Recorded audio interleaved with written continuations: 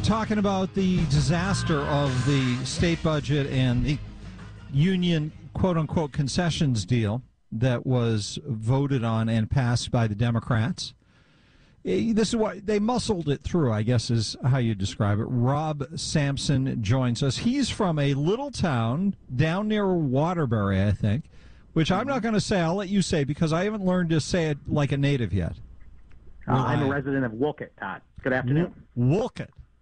That is correct, yeah. Wolcott. So people must, every time they come into town or ask directions to Wolcott, they must mispronounce it, people from out of state, and everyone must laugh, right? We spot the strangers right away, that's for sure. It's not a bad technique for keeping strangers clarified for you, you know, who's who. All right, so you're a conservative guy, which is nice. I feel comfortable with you because of that label. And because that means that you believe in the founders' vision for the country, you believe in decentralized government, you believe that less is more when it comes to government. So welcome aboard once again. Good to talk with you. Same here. Couldn't have said that better than myself. What is your reaction to what the Democrats have done passing this this new union contract? Short answer is I'm incredibly disappointed, and the long answer is really about what to do now and what path we're going to take. I've been saying since the beginning of the budget debate that there was a few ways this could go.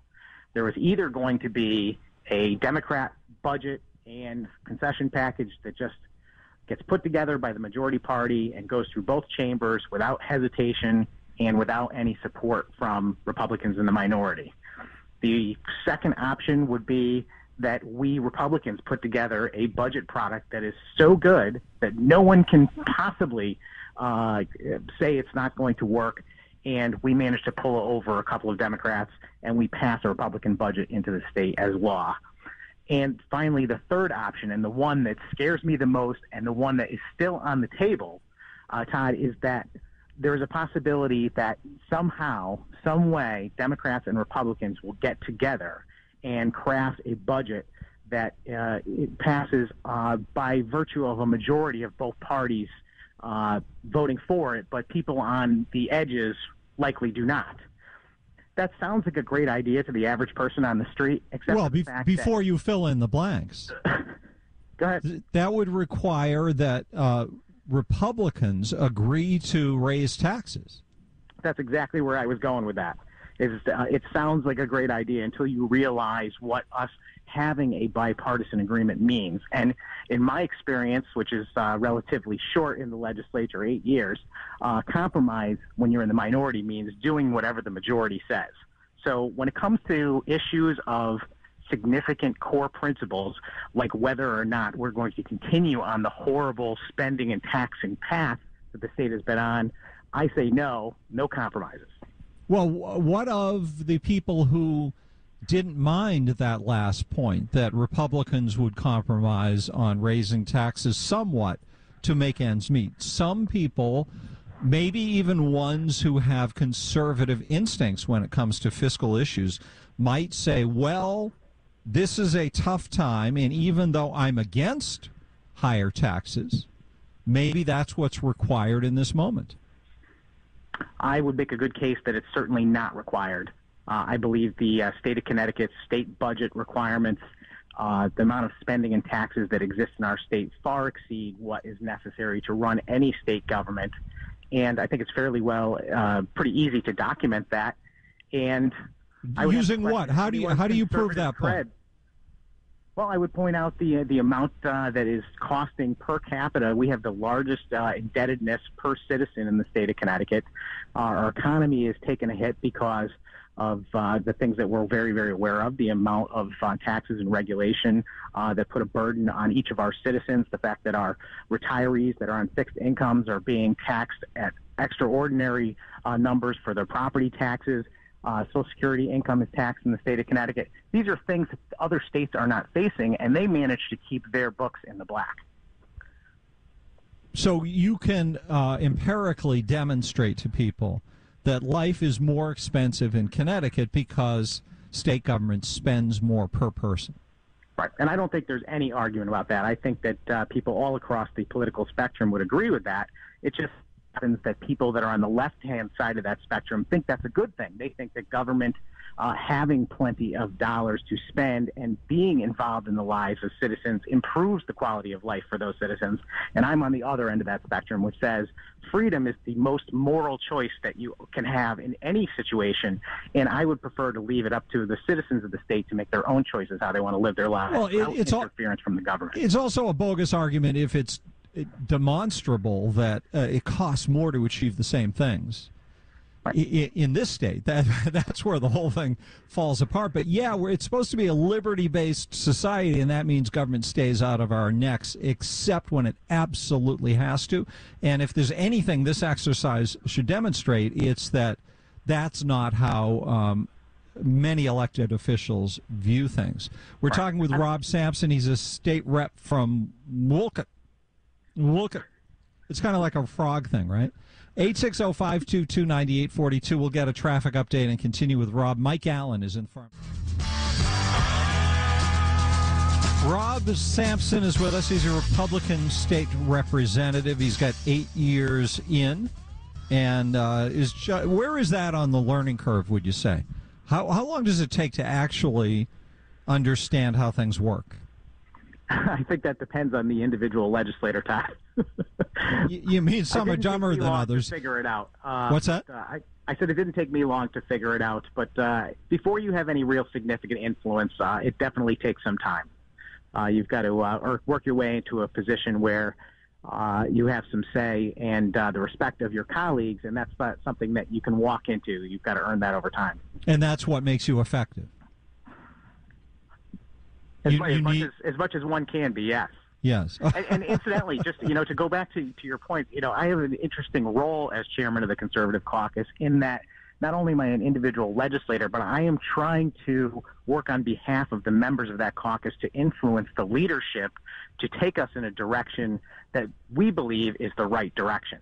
Sure. And I was delighted earlier when you had Representative Themis Claridis on, and she indicated, because I have not spoken to her since the union deal passed the Senate yesterday, that she said that she was committed to not increasing taxes even still, and that was music to my ears. Yeah, that's great news. Let's see, we're going to try to put a call on the air with you, Rob, and sometimes it works well and other times not so well, and it is Tom in Old Saybrook. Hi, Tom. Hi, how are you? Very good. Say hi to Representative Sampson. Good afternoon, sir. How are you? Good afternoon, Tom.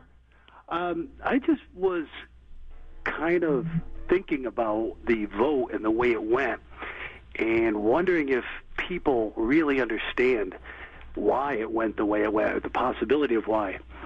And that being, if you look at why the Democrats voted the way they did, you take the blocks of voters, you got the state employees and the retirees, the Medicaid people, and then all the people that get, entitlements. With those three voter blocks, that's why they never lose. Well, that's why they have historically done well. We will point out to you that the Senate is tied between Republicans and Democrats, and in the House it's almost a tie. So the times they are changing. Do you think you'll ever be able to overcome that? Rob? I would say, Tom, that the inertia is certainly on our side. I think that you're absolutely right that the Democrats' game plan that they've been operating under, at least as long as I've been active in politics, is to redistribute the wealth to create voting blocks, as you said, state employees, people that are on entitlements and so forth. And they write policy that caters to those folks in exchange for their votes and support. I think what's happened, though, is many, many years of those policies have brought ruin upon our state's economy. And as a result, the tax revenues that are walking in the door are lagging behind. And now they've reached the point where they don't have the money to pay for all the things that they need. And that's why we're at an impasse. That's the reason why we don't have a budget at all, is because they are forced to choose which one of those voting blocks they're going to do damage to. Well, actually, they refuse to choose, and instead they want to punish the state as a whole. That's my interpretation of where they're at right now and why they won't let go of it. Tom, thank you for the call. It's good to hear from you. All right, Rob, we're going to wrap up with you. Anything else you want to say in the last couple minutes about the vote that took place and the budget negotiation that is forthcoming? Rob is gone? Okay. Sorry, we cut you off, Rob. Unintentional. But, so we're still learning this, too. 860-522-9842. Rob articulates. Did you notice how articulate he was just then? He articulates these positions really beautifully, and I think it's it's great to have that pointed out. All right, Rob. So now you have a minute left. Thanks for calling back in. Sure. So, any closing thoughts? Nothing other than I'm going to continue to do my best to try and encourage both leaders, Themis and Senator Fasano, who you had on earlier, to stick to their guns and to make sure that we do keep the two principles that we have been touting all session long, which is that the state can't afford any more new or increased taxes, and that we've got to fully fund the towns so that there are not property tax increases.